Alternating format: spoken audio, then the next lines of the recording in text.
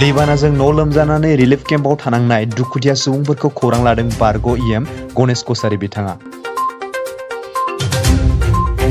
दैबानाजों न' लोमजानानै थानांनाय नाथखुसि खासिबारि हाग्रामारि गामिनि खाथियाव थानाय सुक्लाय दैसानि दैया थाद'नाय गैयै जुब जुब अखा हानायनि जाहोनाव दैमाया लोमस्रावनानै माथावरिखौ सिफायनानै गोबां नखरफोरखौ सिलिंखार खालामलांदों।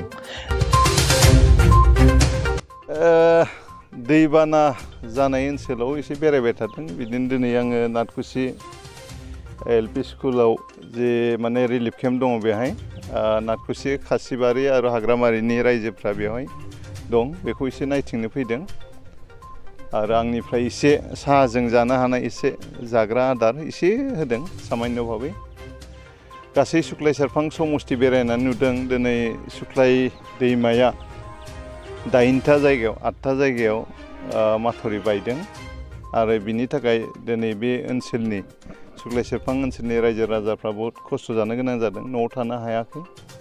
दासिमबो माने मानसिफ्रा खायसेफ्रा थांबायब्लाबो रिलिफनिफ्राय नैबे नाथखुसि खासिबारि गामियाव थानाय जिथु रिलिफ बेयाव दाबो मानसिफोर दं।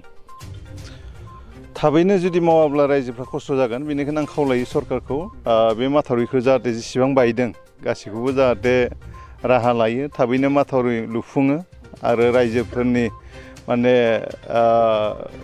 रायजोफ्रा जाहाथे सुगै थानो हायो, बिनि थाखायनो माथावरिखौ थाब जाहाथे बानायो आं सरकारनिसिम बेखौनो खावलायबाय। जेसे हायो मण्डलनि जरियते सार्भे खालामनानै जायफोर आबादफोर बेयाव माने गाज्रि नस्थ' जालांबाय बेफोरनि जाहाथे माने माबा हिसाबै एसे एक्सग्रेसिया बा अनसुंथाइ जाहाथे मोनो, बेनिखायनो सरकारा जाहाथे रायजोफोरखौ नायनांगोन। बिथांमोना गोदानैसो माइ गायदोंमोन अबेबा फोथाराव आरो सोरबा माइ गायनो थाखाय खोथिया लाहार फाहार खालामदोंमोन, खोथिया फोनाय दंमोन, बेखौ दिनै दैबानाजों माने हा फबफब जाबाय।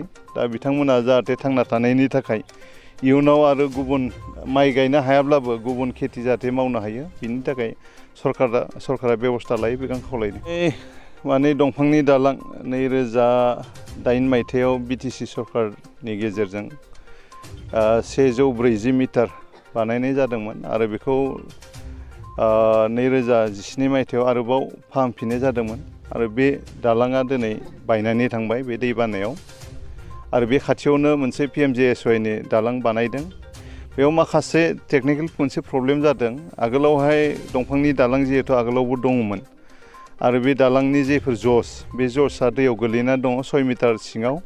दा जि जायगायाव पस्ट जानो गोनां बे जायगायावनो माने जसआ गोलैना दङ, बेनिखायनो इन्जिनियारा मा रोखोमै बेखौ बानायगोन बिनि मोनसे टेकनिकेल प्रब्लेमा जागासिनो दङ। माबायदि बानायबा थागोन बिनि मोनसे बेबस्था लागासिनो दङ आरो बे हिसाबै दिनै सरकारा बा इन्जिनियारफ्रा डिपार्टमेन्टनि इन्जिनियारा थिखादारनो इन्सट्राकसन होनो हायाखै मारै बानायगोन।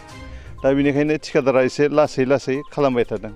माने थिखादारा बुङो SR हालय, बिथाङा नलबारिनि, बिथाङा बुंदों इन्जिनियार जे रोखोमै माने बेखौ बानायनो बिथोन होयो बेबायदिनो आं बानायगोन। इन्जिनियारनि बिथोन मोनोबा फैगौ डिसेम्बरनि गेजेराव बे दालांखौ कमप्लिट बानायगोन होननानै बिथाङा आंनि सिगाङाव फोरमायदों। नाथाय बेहाय गोबां जेंना नुनो मोनदों, जिहेतु हान्थामेलानि थाखाय बे समाव माबाफोर राहा लानायनि थाखाय बुंगोन नामा सरकारनि सायाव? आं बुंगोन बेवहाय दंफांनि दालाङा आधा बायनानै दङ ससे, बेखौ बानायफिनोबानो जायो, होमब्ला रायजो राजाफ्रा थांलाय फैलायनि थाखाय सुबिदा जागोन। दा बेवहाय दंफांनि माने नाव गंसे आङो थांनाय माने दानाव होदोंमोन। दा बेजोंनो सेनेगाव, बरिगाव, निसखुस्ला, मादालबारि, खैराबारि, बगरिबारि ओनसोलनि रायजोफ्रा बे नावजोंनो थांलाय फैलाय खालामनो गोनां जादों।